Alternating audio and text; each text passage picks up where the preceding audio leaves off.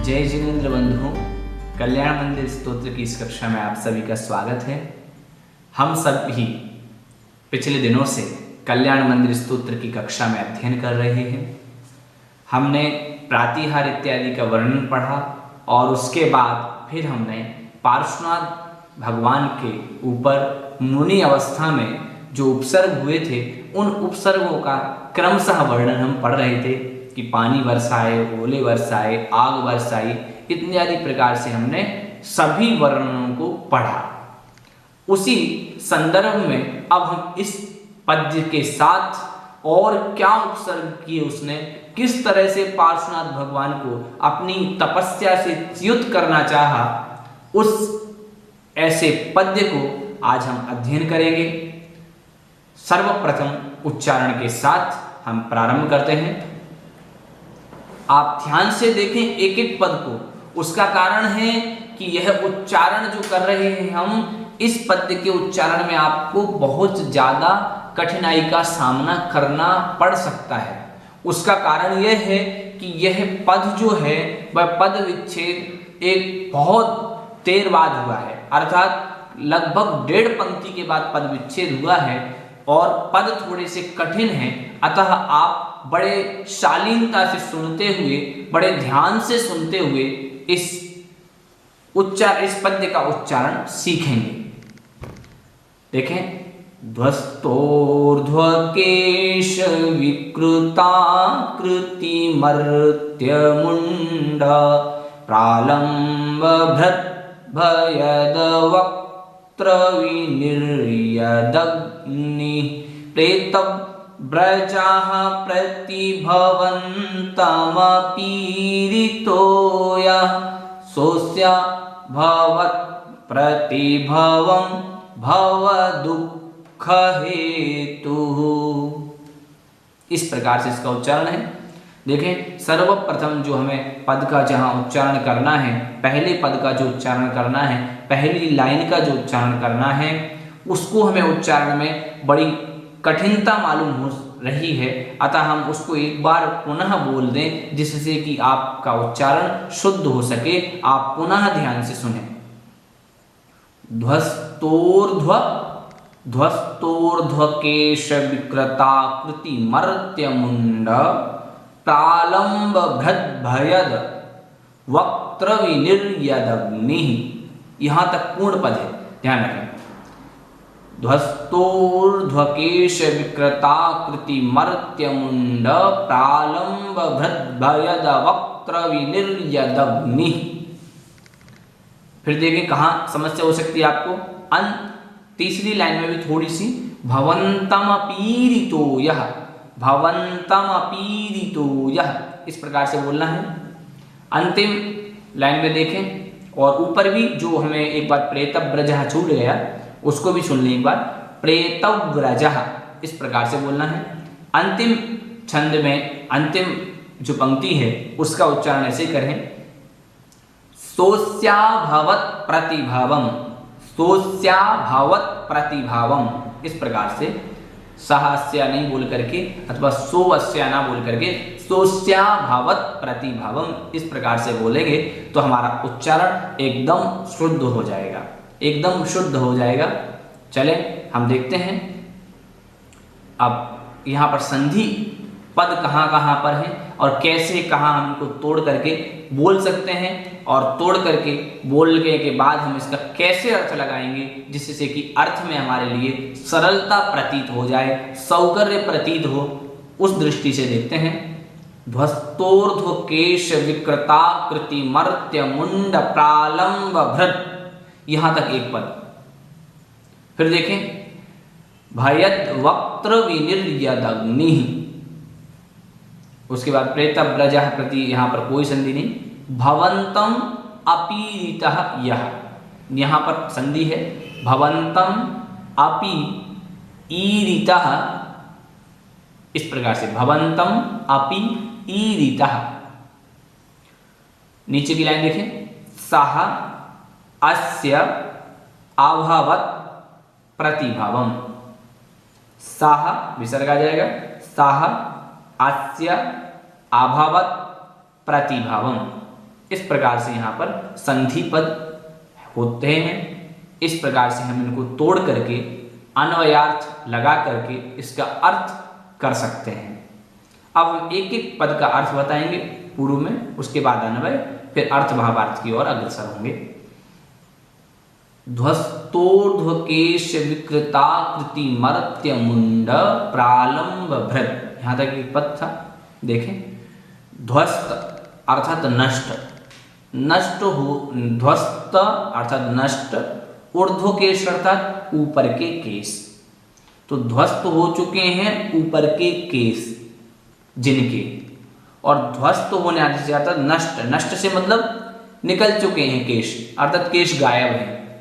तो ऐसे ध्वस्त हो चुके हैं ऊपर के, ऊर्ध्व मतलब ऊपर, केश अर्थात बाल, तो ऊपर ध्वस्त हो चुके हैं ऊपर के बाल जिसके, और ध्वस्तोर्ध्व केश होने से विकृत हो चुकी है आकृति जिनकी, अर्थात अब जैसे ही बाल निकल गए हैं तो एकदम से बुरे बुरे लगने लगे हैं, अर्थात आकृति बिगड़ चुकी है, अन्य अन्य रूप वाले हो चुके हैं, अथवा विकृत आकृति से जो संपन्न है, किसी की जीभ निकली है, किसी के दांत निकले हैं, किसी के कान बड़े बड़े हैं, इस प्रकार से किसी की आंखें बहुत बड़ी बड़ी हैं, किसी का ललाट एकदम फैला हुआ है, इस प्रकार की आकृति से जो सहित हैं, और ऐसे मर्त्य मुंड, ऐसे उन विकृत आकृति वाले मर्त्य अर्थात नर, मनुष्य, मनुष्य के जो मुंड है, मुंड अर्थात कपाल, कपाल बोलते हैं किसको, जो हम देखते हैं ना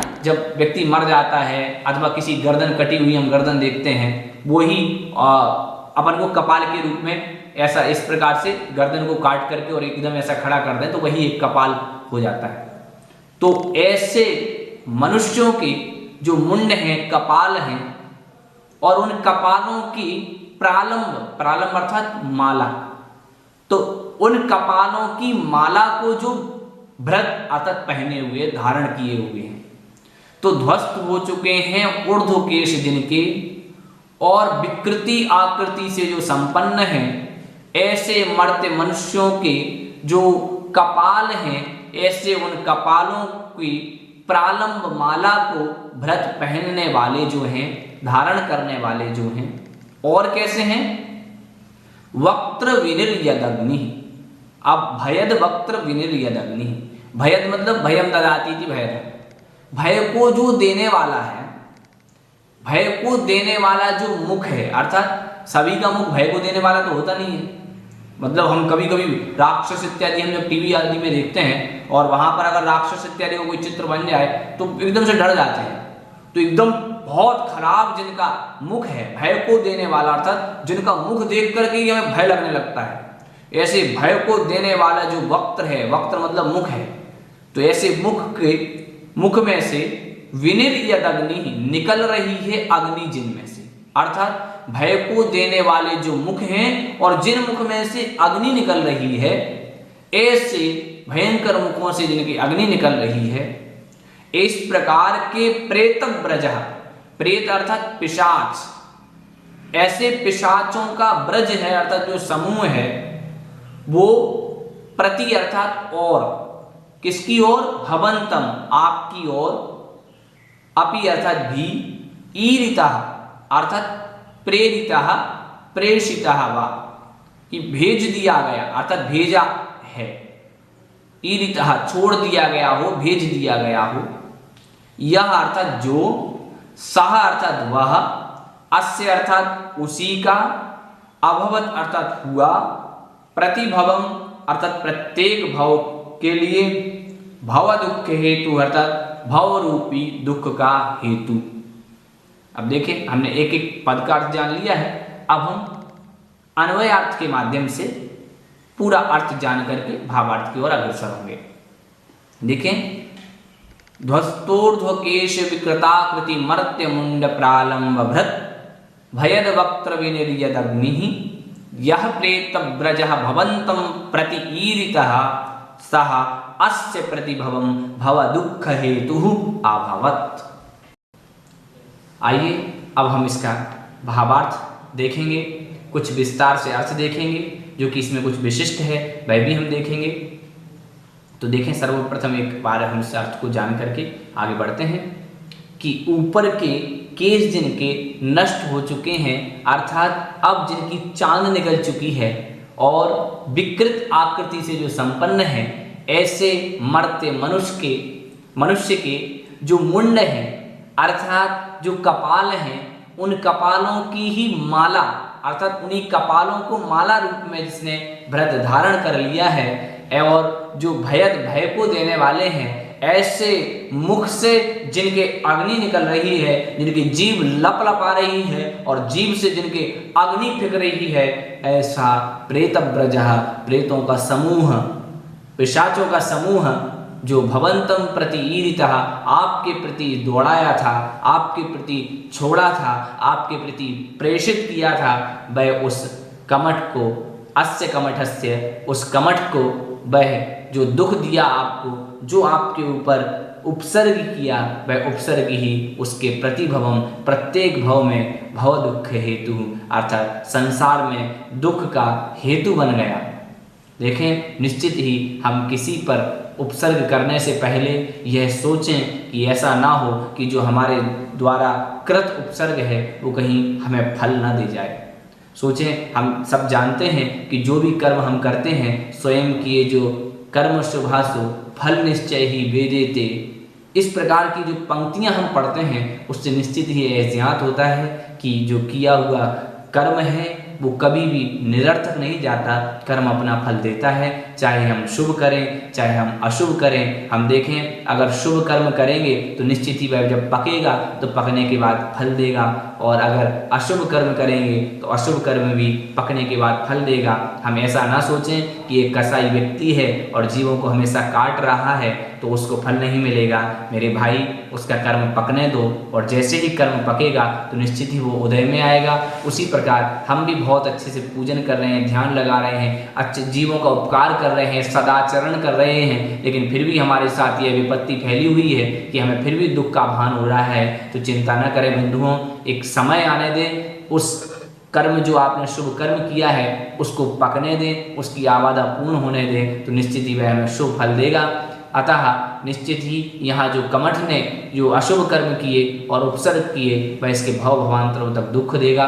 हम देखें, जब हम तांत्रिक के पास देखते हैं, अगर वास्तविक में हमें ऐसा प्रतीति लानी है कि वास्तविक में उस समय का दृश्य देखना है, तो किसी तांत्रिक के पास जाएं। जैसे तांत्रिकों को देखें, तांत्रिक क्या करते हैं, जो मर जाते हैं लोग बाग, उनकी खोपड़ियों को निकाल लाते हैं, अर्थात जिनको जो शव ऐसे छूट जाते हैं, उन शवों की वो गर्दन काट लेते हैं और कपाल निकाल करके, और फिर एकदम से फिर नए नए मंत्रों के साथ, तंत्रों के साथ प्रयोग करते हैं, और न जाने क्या क्या करते रहते हैं उनके साथ। तो आप जब देखेंगे तो निश्चित ही पता चलेगा कि ऐसे ही वह जो कपाल थे, उन कपालों को ही माला में बांध लिया और उन कपालों को ही लटका लिया। आपने कभी जब पार्श्वनाथ भगवान का नाटक इत्यादि देखा होगा तो उपसर्ग करते समय ऐसे ही वह व्यंतर, जो ऐसे ही वो जो देव था, कमठ देव था, ऐसा वह संवर देव, उसने इसी प्रकार का कुकृत्य किया, अर्थात वैसे ही कई देवों में ऐसी ही माला, अर्थात अपनी विक्रिया बना करके और इसी प्रकार की मालाओं को धारण करके जो तांडव किया और जो वास्तविक में दुख पहुंचाया, जो उपसर्ग पार्श्वनाथ भगवान पर किया, निश्चित ही आज देखें संसार में वो भटक रहा है। आज अगर हम किसी का नाम कमठ रख दें तो निश्चित ही वह हमसे लड़ने लगेगा, निश्चित ही वह हमसे बैर विरोध करने लगेगा, क्योंकि कमठ आज तक किसी का नाम फिर संसार में रखा नहीं गया, एकमात्र कमठ रखा गया, एकमात्र वह कमठ हुआ, और उसके बाद इस संसार में कोई कमठ नहीं हुआ। तो निश्चित ही बंधुओं, हम भी ध्यान रखें, कभी भी किसी भी जीव पर उपसर्ग का भाव न रखें। हम भी ध्यान रखें, इन सब कुकृत्यों का फल बहुत ही बुरा होता है। हम भी अपने जीवन में संकट के समय पर एक समता परिणाम जैसे पार्श्वनाथ भगवान ने अपने जीवन में धारण किए, हम भी वैसे समता परिणामों को धारण करते हुए अपने जीवन को मंगलमय बनाएं, अपने कर्मों का क्षय करें। ऐसी भावना के साथ आज की कक्षा को यहीं विराम देते हैं। पुनः अगली कक्षा में मिलेंगे, तब तक के लिए जय जिनेंद्र बंधु।